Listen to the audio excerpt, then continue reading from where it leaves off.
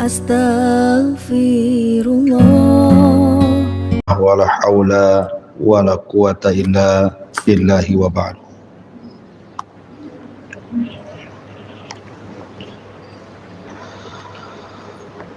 Baik, kita lanjutkan kajian kita, masih membahas kitab Minhajul Muslim, dan kita masuk pada pasal ke-13, bicara tentang tauhidul ibadah, tauhid al-ibadah.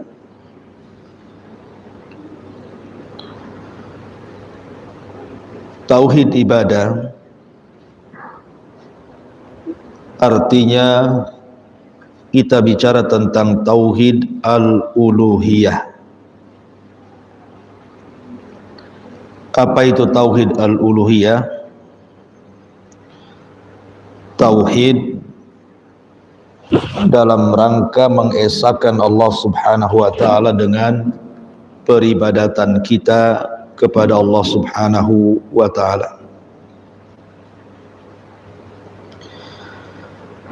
Karena kita tahu bahwa ada 3 tauhid yang harus kita imani. Pertama, ar-rububiyah, mengesahkan Allah Subhanahu wa ta'ala dalam seluruh perbuatan-perbuatan Allah Subhanahu wa ta'ala. Yang kedua, al-uluhiyah, mengesahkan Allah Subhanahu wa ta'ala dengan peribadatan kita kepadanya. Dan yang ketiga, tauhidul asma was sifat, tauhid yang membicarakan tentang nama-nama dan sifat-sifat Allah Subhanahu wa ta'ala.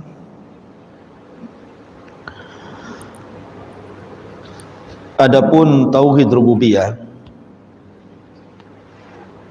tauhid rububiyah adalah tauhid yang bersyirikat antara mukmin dan kafir,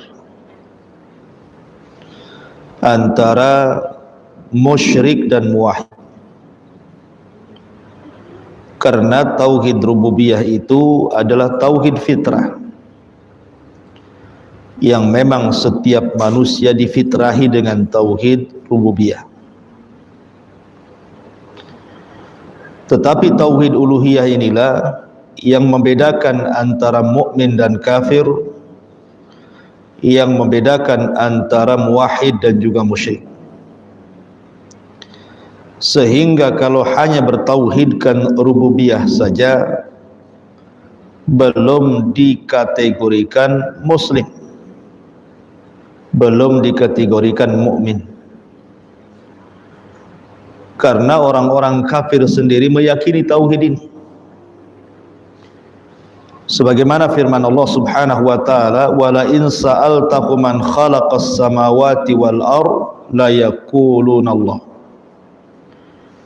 Kalau engkau bertanya kepada mereka orang-orang musyrik Arab, siapa yang menciptakan langit dan bumi? Maka orang-orang musyrik akan mengatakan Allah. Artinya orang musyrik pun yakin bahwa pencipta adalah Allah, pemberi rizki adalah Allah, penghidup dan pemati adalah Allah. Tetapi ketika beralih kepada tauhid yang kita bahas, tauhidul ibadah, di mana mereka dituntut untuk beribadah hanya kepada Allah Subhanahu wa ta'ala. Tidak boleh meminta kecuali kepada Allah, tidak boleh minta pertolongan kecuali kepada Allah, tidak boleh bernadar kecuali kepada Allah, tidak boleh tawaf kecuali untuk Allah, tidak boleh mencari berkah kecuali kepada Allah. Mulailah mereka menolak. Dari sini menunjukkan bahwa tauhid uluhiyah itu bicara tentang la ilaha illallah, bicara tentang tidak ada sesembahan yang berhak disembah kecuali Allah. Jadi inti daripada tauhid yang kita bahas, tauhidul ibadah, adalah bicara la ilaha illallah. Ini yang tidak mau dikatakan orang-orang musyrik. Ketika Nabi SAW menyeru orang-orang musyrik Arab agar mengucapkan kalimat la ilaha illallah, kata Nabi SAW, qulu la ilaha illallah, katakan oleh kalian tidak ada sesembahan yang berhak disembah kecuali Allah, tuflihu, kalian akan selamat di akhirat, kalian akan terhindar dari azab Allah subhanahu wa ta'ala, kalian akan terhindar dari neraka Allah subhanahu wa ta'ala. Tapi apa jawaban orang-orang musyrik? Aja'alal alihata ilaha wahid, inna hadza la syai'un ujab. Apakah kami harus menjadikan sesembahan itu satu saja, lalu sesembahan yang banyak dikemanakan? Tentu ini dakwah yang sangat-sangat mengherankan bagi kami. Ini dakwah apa ini? Lah, dengan penolakannya orang-orang musyrik untuk mengucapkan la ilaha illallah, menunjukkan bahwa tauhid al-uluhiyah itu adalah pembeda antara mukmin dan kafir, antara muwahhid dan musyrik. Ma'asyiral muslimin yang dimuliakan Allah subhanahu wa ta'ala, sedikit sebelum kita bahas dalil-dalilnya, kita akan bicara tentang fadlu kalimat la ilaha illallah, keutamaan kalimat la ilaha illallah, karena ini adalah inti daripada tauhid al-uluhiyah. Ma'asyiral muslimat yang dimuliakan Allah subhanahu wa ta'ala,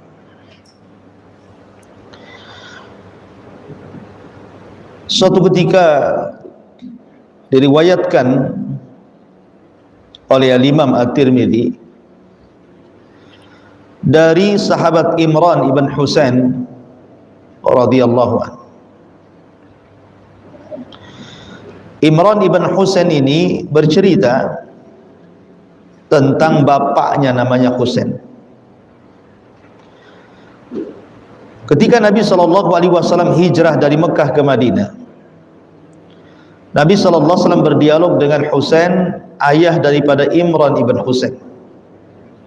Kata Nabi SAW, ya Husain, kam ta'bud al-yawma ilahan, berapa macam Tuhan yang kau sembah dalam satu hari itu? Maka Husain mengatakan 7 sesembahan, yang 6 letaknya di bumi dan yang 1 letaknya di langit. Maka Nabi SAW mengatakan, dari 7 sesembahan itu, yang 6 diletakkan di bumi, yang 1 diletakkan di langit itu, mana yang lebih kau sukai? Mana yang lebih kau takuti? Maka Husain mengatakan, Tuhan yang ada di langit. Maka Nabi SAW mengatakan, ya Husain, bagaimana kalau seandainya engkau mau masuk ke dalam Islam, maka kuajarkan kepadamu 2 kalimat yang akan bermanfaat untukmu. Maka ketika Husain pun betul-betul masuk Islam, akhirnya Nabi SAW mengajarkan kepada Husain 2 kalimat, Allahumma alhimni rushdi wa idhni min syarri nafsi. Ya Allah, ilhamkan kepadaku petunjukmu untukku dan hindarkan aku dari kejelekan diriku. Memang riwayat ini ada sebagian ulama yang melemahkan, salah satunya adalah Syekh Albani rahimahullahu taala. Tapi ada juga ulama yang mensahihkan hadis ini. Syahidnya di sini adalah ketika Nabi SAW mengatakan kepada Husain, berapa Tuhan yang kau sembah? Dia mengatakan 7, yang 6 di langit, yang 1 di langit, yang 6 di bumi. Artinya Husain memahami bahwa di langit itu ada Tuhan. Kemudian ketika ditanya, mana yang lebih kau takuti, Tuhan yang ada di bumi atau di langit? Dia mengatakan yang ada di langit. Maknanya bahwa kalau seandainya yang kau sukai dan yang kau takuti yang ada di langit, lalu ngapain, sudah tinggalkan sajalah Tuhan-Tuhan yang ada di bumi itu. Apa kalau seandainya kau tinggalkan Tuhan-Tuhan yang ada di bumi dan hanya menyembah Tuhan yang di langit, maka Tuhan-Tuhan yang ada di bumi ini akan bersatu, kemudian akan memerangi Tuhan yang ada di langit. Maka Imran mengatakan dalam riwayat yang lain, mustahil, karena Tuhan yang ada di langit lebih kuat dibandingkan Tuhan yang ada di bumi. Nah, kalau sudah engkau yakini itu, masuk Islam saja. Karena keyakinan Islam memang tidak ada la haula wala quwata illa billah, tidak ada daya dan upaya serta kekuatan kecuali hanya milik Allah yang ada di langit. Ma'asyiral muslimat yang dimuliakan Allah Subhanahu wa taala. Ketika Nabi Musa alaihi salatu wassalam datang menghadap Allah Subhanahu wa taala, kemudian mengatakan, "Alimni du'a adzkuru bika wa ad'uka bihi." Musa mengatakan, "Ya Rabb, coba ajarkan kepadaku beberapa kalimat yang aku bisa berzikir dengan kalimat itu dan berdoa dengan kalimat itu." Maka Allah Subhanahu wa taala mengatakan, "Qul ya Musa la ilaha illallah." Katakan, wahai Musa, la ilaha illallah. Nabi Musa mengatakan, "Ya Rabb, janganlah kalimat itu.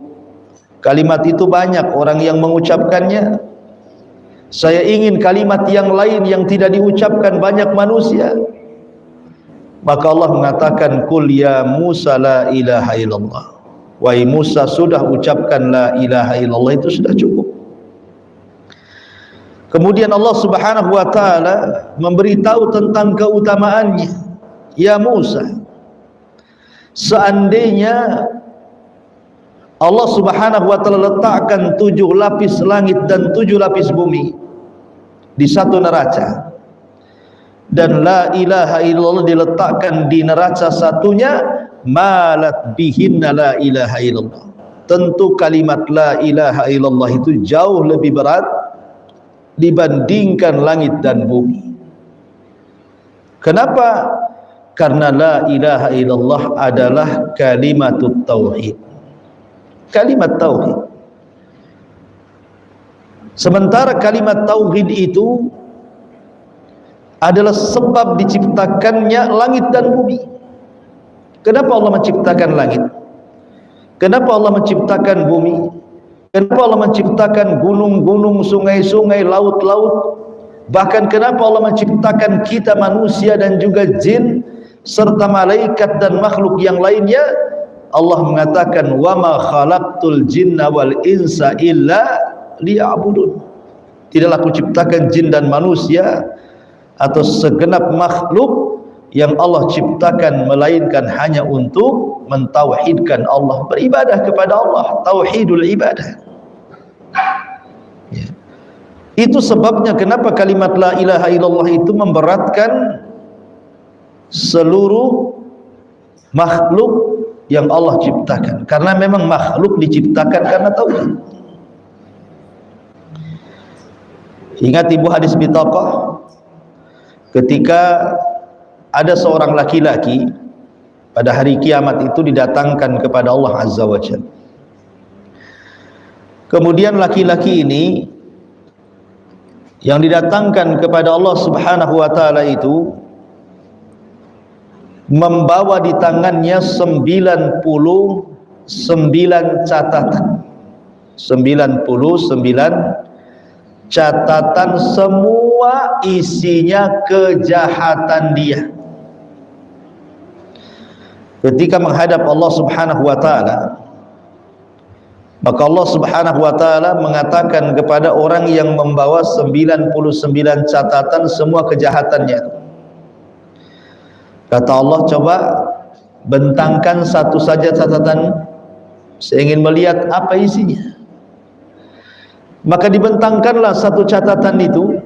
Rupanya satu catatan itu panjangnya sejauh mata memandang, dan isi catatannya adalah kejahatan, keburukan, kemaksiatan yang ia lakukan di bumi. Itu baru satu catatan. Kejahatan semua isinya sejarak mata memandang, banyak sekali isinya. Ini belum dibuka yang 98-nya ya, baru satu saja. Kemudian Allah Subhanahu wa taala mengatakan, coba kau lihat catatan itu, ada enggak yang salah? Maka hamba ini mengatakan, tidak ada ya Rabb, semua benar. Karena di antara khususiyah padang mahsyar, khususiyatul hisab, khususiyah hisab, di mana orang itu akan diberikan memori oleh Allah Subhanahu wa taala dan diberikan hafalan yang luar biasa. Kalau di bumi ini, apa yang kita lakukan 1 minggu kemarin, kita sudah lupa hari ini. Kejahatan yang kita lakukan bulan kemarin, sudah lupa pun hari ini. Tetapi nanti pada hari kiamat, semua hafalan akan dikembalikan. Manusia akan cerdas, akan hafal detik per detiknya, menit per menitnya, jam per jamnya, hari per harinya, minggu per minggunya, bulan per bulannya, tahun per tahunnya, akan hafal. Karena untuk mencocokkan catatannya. Makanya ketika Allah mengatakan, coba lihat catatanmu itu, jangan-jangan ada yang salah tulis. Maka kemudian hamba ini mengatakan, tidak ya Rabb, semua benar. Maka Allah kembali mengatakan, coba cek lagi, jangan-jangan malaikat itu salah catat. Maka dia mengatakan, tidak ya Rabb, semua telah benar. Maka ketika dia sudah putus asa, karena isinya jahat semua, maka Allah Subhanahu wa taala katakan, adakah kebaikan yang kau miliki untuk membandingkan atau untuk menandingi catatan ini? Karena dia sudah kalah mental dulu, sudah kena mentalnya. Dia mengatakan, ya Rabb, sebanyak ini kejahatanku, seandainya aku punya kebaikan, buat apalah kejahatan yang banyak ini? Maka kemudian dia pun sudah putus asa, hampir melangkah ke neraka. Maka Allah Subhanahu wa taala mengatakan, jangan tergesa-gesa, kemari engkau. Kemudian Allah memberitahu bahwa dia punya satu kartu sakti. Rupanya kartu itu tulisannya la ilaha illallah. Maka Allah pun kemudian mendatangkan timbangan, meletakkan 99 catatan keburukan dan meletakkan kartu la ilaha illallah. Apa yang terjadi? Tasat bihinna la ilaha illallah. Rupanya kalimat la ilaha illallah menjadi melesat, menjadi berat, dan bisa mengalahkan 99 catatan keburukan hamba tersebut. Lihat bagaimana keagungan tauhidul ibadah, tauhid al-uluhiyah, la ilaha illallah, kunci keselamatan dunia dan akhirat. Makanya wajar Nabi SAW mengatakan di hadapan manusia berdasarkan hadis Abi Hurairah radhiyallahu anhu. Kata Nabi SAW ketika ditanya oleh Abu Hurairah, ya Rasulullah, man as'adun nas bi syafaati yaumil qiyamah? Rasul, orang yang paling bahagia pada hari kiamat itu siapa sih? Maka Rasul mengatakan, sungguh engkau bertanya dengan pertanyaan yang besar. Aku tidak nyangka kau akan mengatakan seperti itu, wahai Abu Hurairah. Baik, ku jawab, kata Rasul. Kata Nabi SAW, as'adun nas bi syafa'ati yaumal qiyamah man qala la ilaha illallah. Barang siapa yang mengucapkan la ilaha illallah, maka dia orang yang paling bahagia dengan syafaatku pada hari kiamat, kata Rasulullah. Lihat tauhidul ibadah, tauhidul uluhiyah adalah sebab meraih syafaat di hadapan Allah Subhanahu wa taala. Ketika Nabi SAW bersabda tentang syafaatul uzma, ketika manusia dikumpulkan di padang mahsyar, kemudian matahari didekatkan 1 mil di atas kepala, manusia pun berkeringat bercucuran sehingga keringatnya membanjiri semua badan-badan penduduknya. Ada yang tenggelam selutut dengan keringatnya, ada yang tenggelam sepusar dengan keringatnya, ada yang tenggelam sedada dengan keringatnya. Manusia, mereka sudah bingung kemana harus mengadu. Kenapa putusan Allah tidak segera diputuskan? Akhirnya kemudian orang-orang pun mulai berinisiatif untuk datang kepada Adam alaihi salam dan mengatakan, ya Adam, anta abul bashar, wahai Adam, kau kan bapak manusia. Ala tara ila ma nahnu fih, tidakkah kau iba melihat kondisi kami? Isfa' lana ila rabbik, cobalah minta syafaat kepada Rabbmu agar Allah segera memberikan hukumannya, kepastiannya kepada kita semua yang ada di padang mahsyar ini. Tapi Adam mengatakan, nafsi, nafsi, urus diri kalian sendiri, urus diri kalian sendiri, aku tidak sanggup. Sebaiknya kau datang kepada Nuh. Nuh tidak sanggup, kata Nuh, sebaiknya kau datang kepada Ibrahim. Kata Ibrahim, aku pun tidak sanggup, sebaiknya kau datang kepada Nabi Musa. Musa pun mengatakan, aku tidak sanggup, uruslah diri kalian, sebaiknya kau datang kepada Nabi Isa. Isa pun mengatakan sama dan mengatakan sebaiknya kalian datang kepada Nabi SAW, Rasul Muhammad SAW. Maka Nabi SAW kemudian ketika manusia datang kepadanya dan meminta syafaat dari Allah lewat perantar Nabi SAW, maka Rasul mengatakan, ana laha, kan ku coba. Akhirnya Rasul pun sujud di hadapan Allah dengan sujud yang panjang, sampai Allah kemudian datang dan mengatakan, irfa ra'saka ya Muhammad, sal tu'ta qul tusma ishfa tushafa. Angkat kepalamu wahai Muhammad, bicara kau didengar, minta kau dikasih, mintalah syafaat, aku akan beri kau syafaat. Maka salah satu syafaat yang diminta oleh Nabi SAW adalah man qala la ilaha illallah. Ya Rabb, selamatkan orang yang masih dalam hatinya tertanam kalimatut tauhid, tauhidul ibadah, tauhidul uluhiyah, la ilaha illallah. Selamat akhirnya orang-orang yang mentauhidkan uluhiyah itu. Ya. Ini keutamaan la ilaha illallah. Bahkan miftahul jannah itu la ilaha illallah, kunci surga itu la ilaha illallah, tauhidul ibadah, tauhid al-uluhiyah.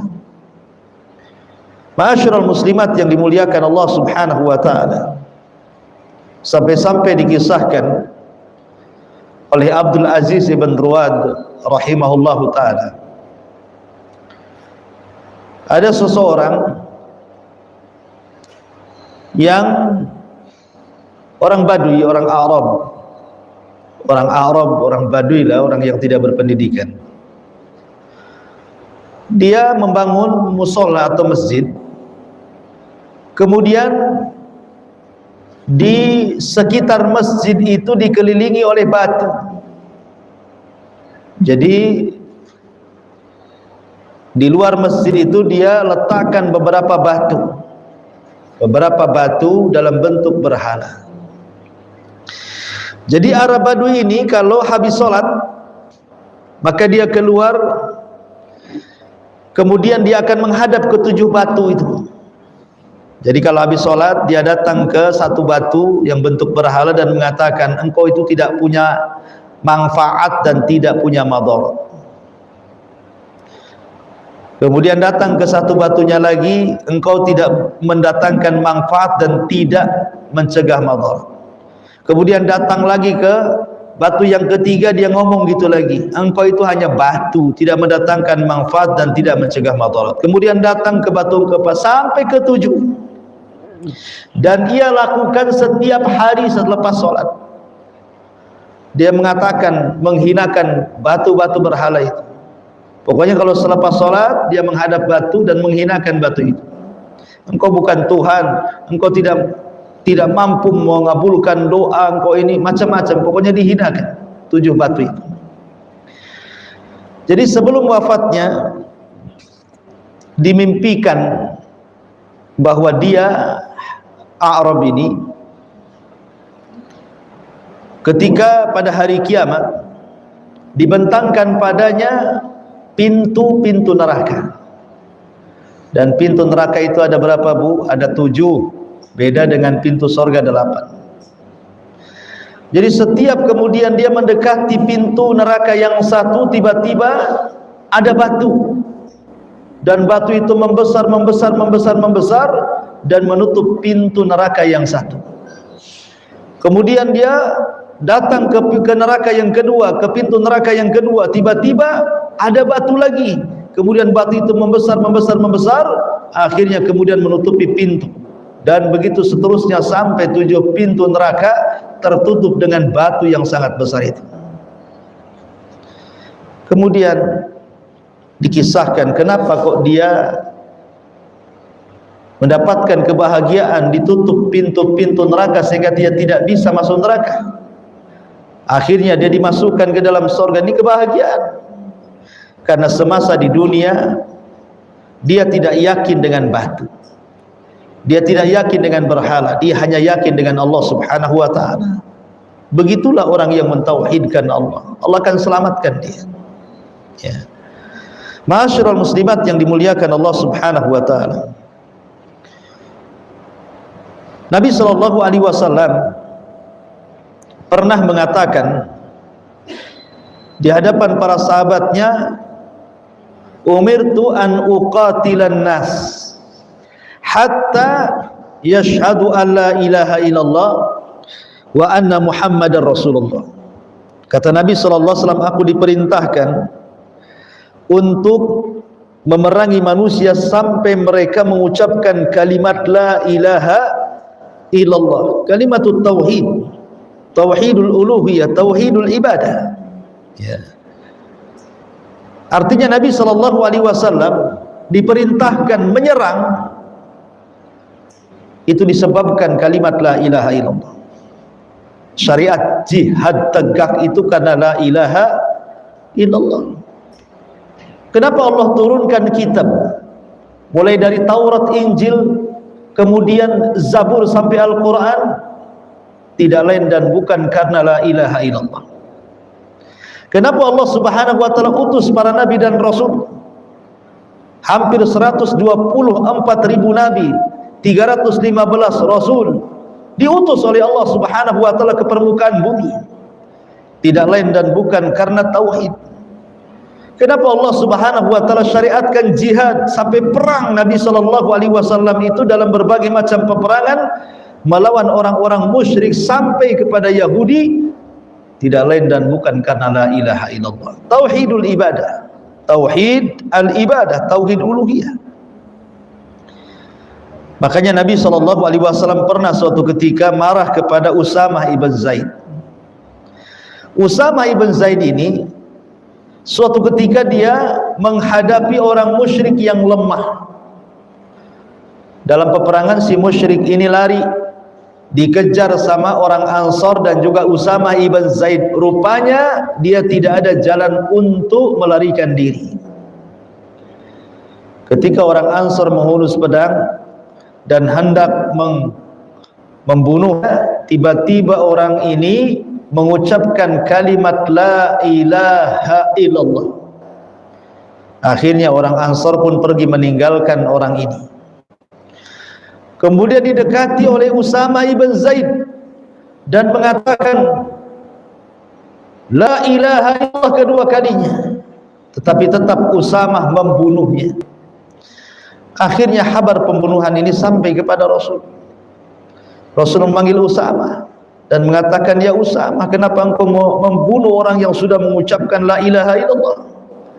Kata Usama, Rasul, dia takut pedangku, ini siasat perang. Bisa saja dia pura-pura mengucapkan kalimat itu, habis itu kemudian dia menikam diriku, makanya aku bunuh dia, itu pura-pura saja. Tapi Rasul mengatakan, ya Usama, apakah engkau sudah belah dadanya sehingga engkau tahu isi jantungnya? Apa dia mengucapkan karena takut pedangmu atau karena memang betul-betul hidayah masuk ke dadanya? Maka Usama mengatakan, kalau begini, istaghfirli ya Rasulullah, maafkan aku wahai Rasul, maafkan aku wahai Rasul. Maka Nabi SAW mengatakan, ya Usama, madza tasna bila ilaha illallah idza ja'atka yaumal qiyamah? Usama, kira-kira apa yang engkau akan lakukan di hadapan la ilaha illallah apabila la ilaha illallah itu datang di hadapan Allah, kemudian meminta pertanggungjawaban bahwa orang yang mengucapkannya kau bunuh? Apa yang akan kau katakan di hadapan la ilaha illallah? Maka Usama mengatakan, istaghfirli ya Rasulullah, maafkan aku wahai Rasul. Tapi Rasul mengatakan, ya Usama, apa yang akan kau lakukan dengan la ilaha illallah di hadapan Allah apabila orang yang mengucapkannya meminta pertanggungjawaban kepadamu? Usama terus mengatakan, istaghfirli, istaghfirli, ampuni, ampuni, maafkan, maafkan aku ya Rasulullah. Sampai dia mengatakan, Rasul tidak berhenti ngomong begitu. Duhai, kiranya aku baru masuk Islam sehingga tidak dimarahi seperti marahnya Nabi sallallahu alaihi wasallam kepada. Lihat bagaimana Nabi sallallahu alaihi wasallam membela orang musyrik di tengah-tengah pertempuran karena dia mentauhidkan tauhidul ibadah, tauhid al-uluhiyah, mengucapkan la ilaha illallah. Rasul sampai ngomong dengan nada tinggi kepada Usama, kenapa kau bunuh orang yang mengucap kalimat la ilaha illallah, wahai Usama? Menunjukkan kalimat itu luar biasa. Sampai-sampai Bu, pada hari kiamat nanti di akhir zaman, Nabi SAW dalam hadis Hudzaifah ibn Yaman radhiyallahu an, jadi Islam itu nanti di akhir zaman itu hanya tinggal namanya, dan Al-Quran itu akan diangkat dalam satu malam. Kata Nabi SAW, yadrusul Islam kama yadrusu washuth thawb hatta la yadri atau la yadra ma siyamun wala salatun wala nusukun wala sadaqatun wala yusra ala kitabillahi azza wa jal fi lailatin fala yabqa fil ardi minhu ayat. Kata Nabi SAW, Islam akan tergerus pada hari kiamat sehingga tinggal namanya, sehingga orang tidak kenal apa itu puasa, apa itu solat, apa itu korban, apa itu sedekah. Bahkan Al-Quran akan diangkat dalam satu malam, sehingga tidak ada satupun ayat yang tersisa di permukaan bumi, tidak dalam bentuk hafalan, tidak pula dalam bentuk tulisan, akan diangkat pada satu malam, sehingga tidak ada Al-Quran nanti pada akhir zaman. Sehingga tersisalah orang-orang yang sudah tua, renta, nenek-nenek, kakek-kakek mengucapkan la ilaha illallah. Itu yang mereka hafal. Nanti di akhir zaman itu yang mereka hafal hanyalah la ilaha illallah. Itu pun diucapkan orang yang sudah tua renta, yang sudah kakek-kakek, nenek-nenek. Anak-anak mudanya enggak kenal kalimat itu. Dan nenek-nenek, kakek-kakek pun mengucapkan la ilaha illallah bukan karena paham, tapi karena nenek moyang mereka mendengar mengucapkan kalimat itu, mereka pun mengucapkan kalimat itu. Makanya kemudian Silah yang meriwayatkan hadis ini bertanya kepada Hudzaifah, ya Hudzaifah, apakah Untungnya mengucapkan kalimat la ilaha illallah pada waktu itu. Apa gunanya? Sementara mereka tidak kenal puasa, tidak kenal sholat, tidak kenal ini, tidak kenal itu dalam ibadah. Lalu untuk apa ucapan kalimat la ilaha illallah? Apa manfaatnya?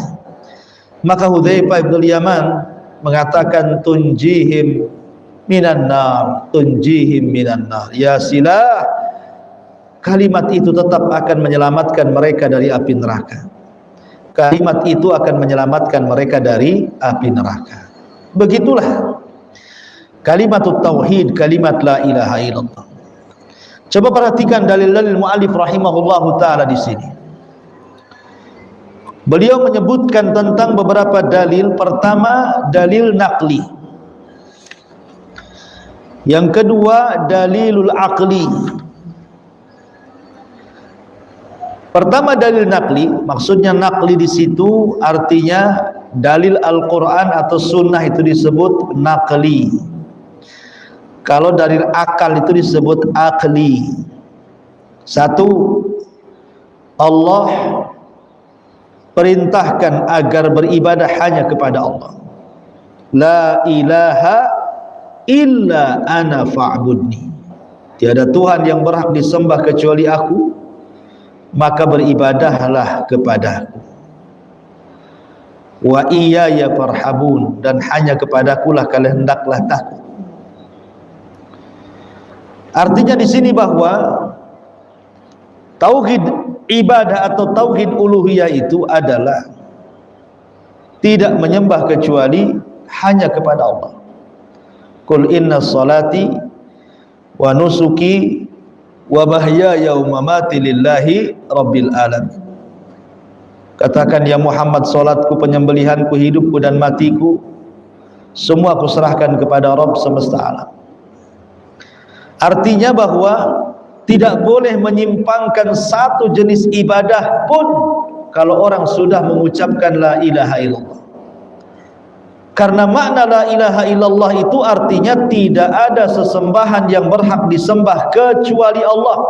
Artinya tidak boleh beribadah kecuali kepada Allah, tidak boleh sholat kecuali kepada Allah, tidak boleh puasa kecuali untuk Allah, tidak boleh haji kecuali kepada Allah, tidak boleh baca Quran kecuali karena Allah, tidak boleh ini itu yang menyangkut ibadah kecuali harus diberikan kepada Allah. La ilaha illa ana fa'budni. Tidak ada Tuhan yang berhak disembah kecuali Allah, maka beribadahlah kepada aku.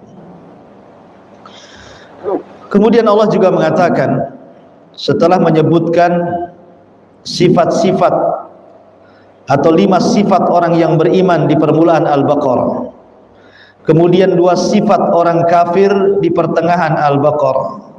Setelah menyebutkan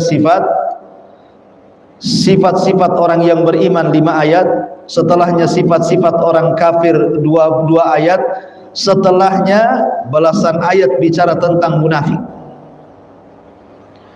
Setelah Allah Subhanahu wa taala menyebutkan sifat orang yang beriman, sifat orang kafir, sifat orang munafik, Allah tutup, ya ayyuhan nasu budu rabbakumul ladzi khalaqakum walladzina min qablikum la'allakum tattaqun alladzi ja'ala lakumul arda firasyan was samaa'a bina'an wa anzala minas samaa'i ma'an fa akhraja bihi minats thamarati rizqan lakum fala taj'alu lillahi andadan wa antum ta'lamun. Hei manusia, sembahlah Rabb yang telah menciptakan kamu dan orang-orang sebelummu agar kamu bertakwa. Dialah yang menjadikan bumi sebagai hamparan, langit sebagai atap. Dia menurunkan hujan dari langit. Dia dengan itu menghasilkan hujan segala buah-buahan sebagai rizki untukmu. Karena itu janganlah kamu mengadakan sekutu bagi Allah padahal engkau mengetahuinya.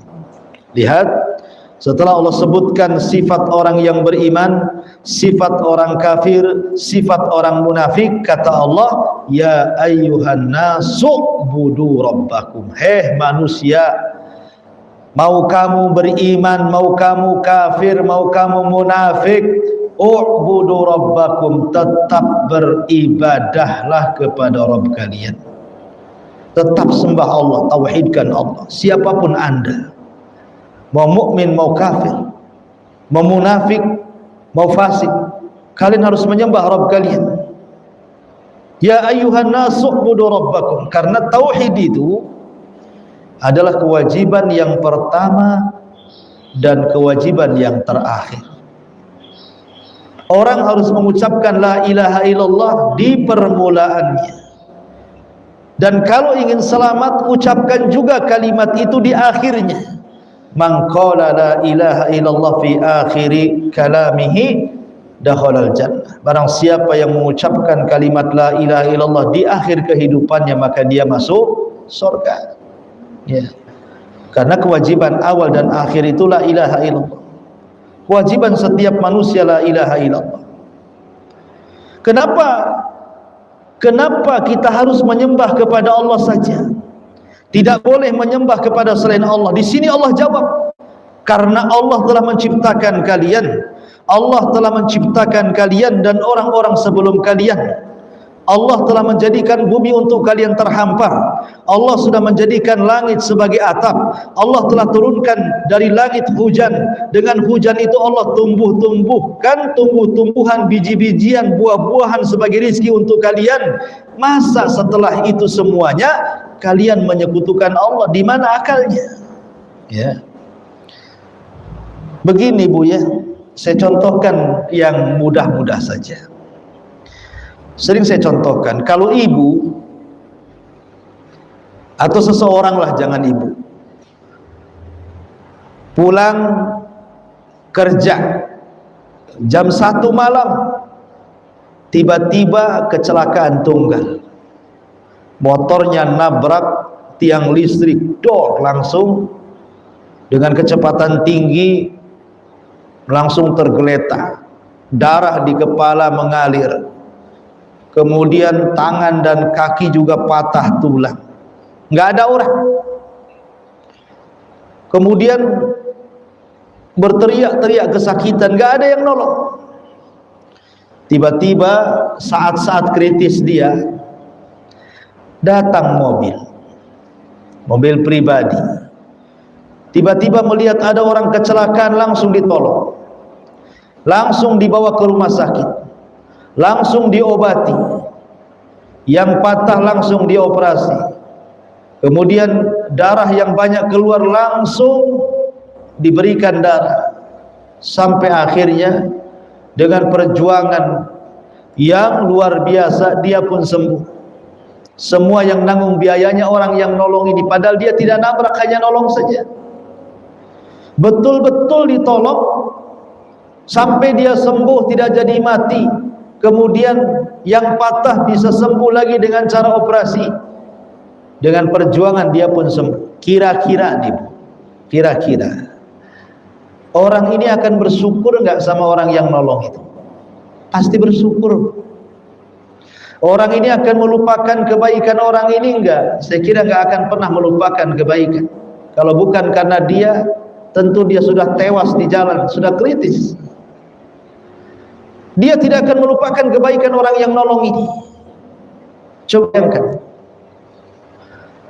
kita bicara tentang Allah subhanahu wa ta'ala. Allah yang menciptakan kita dari ketiadaan kita. Allah yang membesarkan kita, Allah berikan pandangan kepada kita, mata kepada kita, hidung, telinga, kekuatan jalan, fisik, kaki, tangan, otak, dan begitu seterusnya. Habis itu Allah subhanahu wa ta'ala sediakan bumi dan hamparannya. Habis itu Allah subhanahu wa ta'ala sediakan rizki dan rumah, makan, dan begitu seterusnya. Allah semua kasih kepada kita. Kok kita tidak ingat sama Tuhan yang menciptakan kita? Malah kita kemudian berterima kasih kepada sesembahan-sesembahan selain daripada Allah yang tidak ada berserikat soal ciptaan dan soal rizki yang diberikan kepada kita. Di mana akalnya? Ya. Harusnya sebagaimana orang yang kecelakaan bersyukur kepada yang menolongnya, Allah jauh lebih penolong dibandingkan orang yang menolong ini. Kalau dia menolong itu hanya sekali saja, manusia itu menolong hanya sekali 2 kali saja Bu. Enggak mau juga menolong terus-terusan. Tapi Allah Subhanahu wa taala zat yang Maha Penolong itu terus kita ditolong sejak lahir sampai wafat. Tapi kita tidak pernah berterima kasih kepada Allah. Padahal cukup kita mentauhidkan Allah itu terima kasihnya. Fa'lam annahu la ilaha illallah. Ma'asyiral muslimat yang dimuliakan Allah Subhanahu wa taala, dan begitulah seterusnya banyak dalil-dalil, ibu bisa baca sendiri ya, baik dari Al-Qur'an ataupun dari hadis-hadis Nabi sallallahu alaihi wasallam tentang pentingnya tauhidul ibadah. Baik dalil-dalil naqli ataupun dalil-dalil akli. Ya, kurang lebihlah inti dalil-dalil yang ada di kitab ini sebagaimana yang sudah saya jelaskan. Ya. Baik, sampai di sini. Mudah-mudahan ada manfaatnya. Sebelum saya tutup, silahkan kalau ada yang mau bertanya.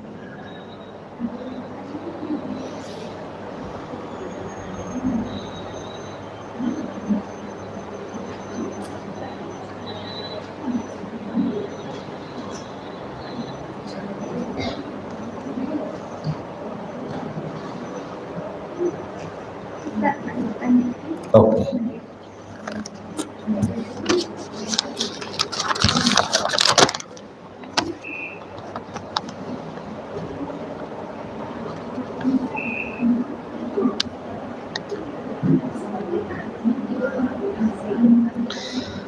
Bismillahirrahmanirrahim. Pertanyaan yang pertama, Ustadz, apakah sama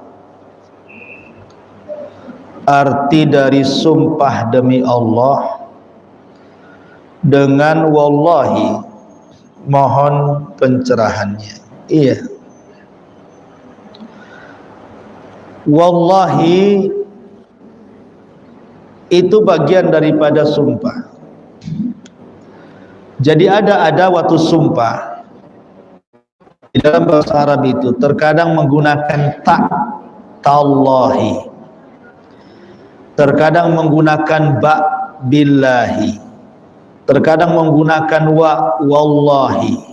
Jadi itu adawat sumpah saja ya, Allahi, billahi, wallahi, atau uqsimullaha gitu ya. Artinya semua sama, demi Allah. Artinya semua sama demi Allah. Jadi wallahi ini bahasa Arabnya, demi Allah itu bahasa Indonesianya. Nggak ada bedanya wallahi dengan demi Allah itu. Yang jelas bahwa sumpah tidak boleh diberikan kecuali kepada Allah. Karena ada hadis yang mengatakan, man halafa bi ghairillahi faqad asyrak. Barang siapa yang bersumpah kepada selain Allah, dia menyekutukan Allah. Bahkan bahasa para ulama, bersumpah kepada selain Allah demi sebuah kejujuran itu lebih besar dosanya dibandingkan bersumpah kepada Allah demi kedustaan. Ada orang bersumpah jujur orangnya, tapi yang jadikan sumpahnya bukan Allah, demi bulan, demi matahari. Dia bersumpah untuk sebuah kejujuran. Itu tidak lebih baik dibandingkan bersumpah kepada Allah demi kedustaan. Sebab kalau seandainya seseorang berdusta, tidak menyekutukan Allah karena sumpahnya betul-betul kepada Allah. Tapi orang jujur, dia bersumpah kepada selain Allah, dosanya dosa syirik. Kalau satu dosa dusta, satu dosa syirik. Lebih besar mana dosa syirik dengan dosa dusta? Dosa syirik ya.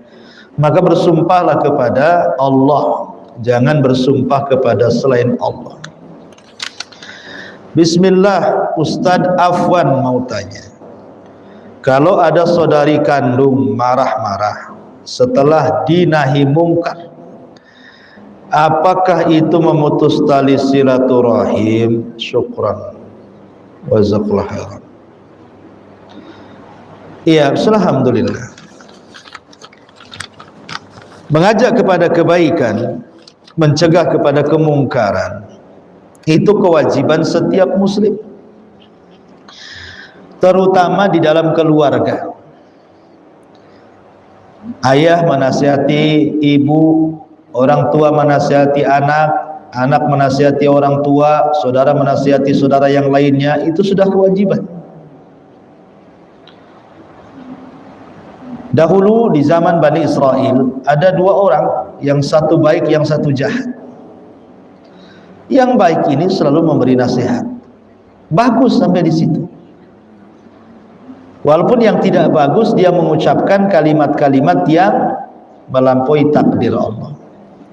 Ya, jadi ketika memberikan nasihat kepada saudara, apalagi sifatnya nahi mungkar, maka dengan kata-kata yang lembut. Jangan ada kata-kata yang justru di kata-kata itu Allah mungkar, Allah marah kepada orang yang memberi nasihat. Seperti ini kisah Bani Israel ini kan. Dia mengatakan, kalau engkau masih maksiat, demi Allah aku bersumpah kepada Allah, engkau tidak akan masuk surga. Emang surga milik dia? Ngomong begitu. Ya. Maka kewajiban memberikan nasihat memang kewajiban seseorang, apalagi dalam keluarga. Kalau umpamanya sampai marah, tersinggung, ya diulur-ulur waktu aja. Ya kalau lagi marah gara-gara nasihati ya diam. Nanti cari waktu lagi, karena hati orang itu kan ada iqbal, ada idbar. Ada waktunya orang menerima nasihat, ada orang waktunya menolak nasihat. Jangan kita menasihati orang di waktu menolak nasihat, maka datanglah di waktu ketika menerima nasihat. Kan ada waktu-waktunya. Hati orang itu, setiap hati orang itu ada waktunya. Ada orang itu mudah menerima nasihat, ada susah menerima nasihat. Maka atur waktunya. Adapun marah-marah, apakah mutus silaturahim? Tidak. Ya. Tidak mutus silaturahim. Kalau habis nasihati, habis itu dia marah-marah sama kita, ya kita tinggal minta maaf. Ya, terus tanpa menghentikan dakwah kita. Wallahu a'lam. Ini yang bisa sampaikan. Saya kira cukup ya. Subhanakallahumma bihamdika asyhadu an la ilaha illa anta astaghfiruka wa atubu ilaik. Allahu taala a'lam. Assalamualaikum warahmatullahi wabarakatuh.